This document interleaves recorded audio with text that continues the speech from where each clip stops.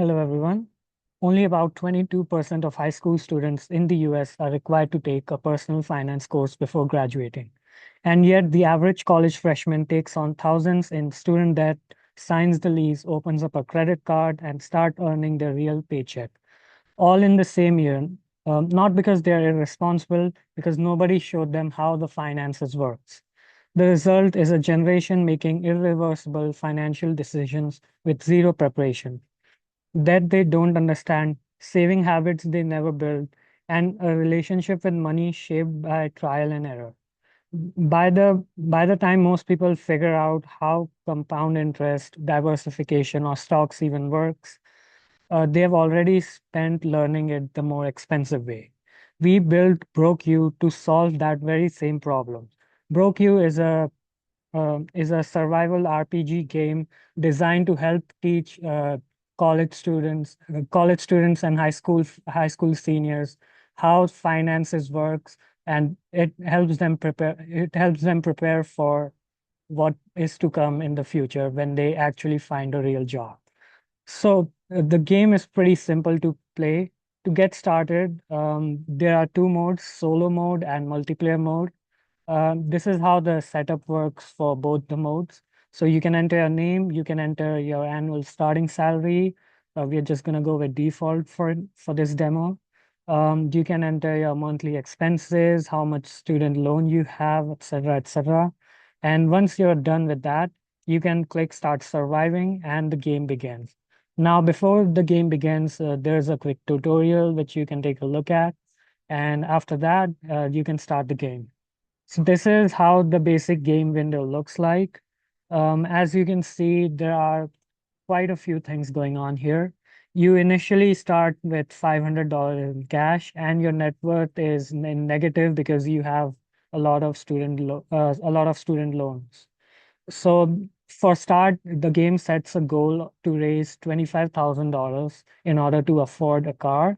And after that, you can run the simulation for up to 20 years to raise as much money as possible. So here, as you can see, on the top of my screen, there's a timer, a 20-minute timer. This timer is simulating an in-game year. So 1 year in one in-game year equals 1 minute of the timer. The gameplay is pretty simple. You have a bunch of options to make investments. So you can store your money in your bank savings account. You can store money in index funds. You can buy real estate. And of course, there's crypto and stock market as well. But that opens up later on in the game once you have played the game for a while and you're used to it. There are some side hustles, which most people generally do, like freelancing, open up an online store, etc., etc. All this to make money, all this to stimulate how you're going to grow in real life by learning from the game. And also, this is the nice timing. So here, as you can see, there will be some unexpected expenses pop up, just like in real life. For example, here's an hospital bill for 8K, or there you could get something like your car has a flat tire. So you can pay it out of pocket, you can take out another loan to pay it off, or you can sell out your investments. You can make investments like this. You can buy index funds. The stock market just opened up for you because our level is high enough. So as you can see, you can now trade stocks and all that.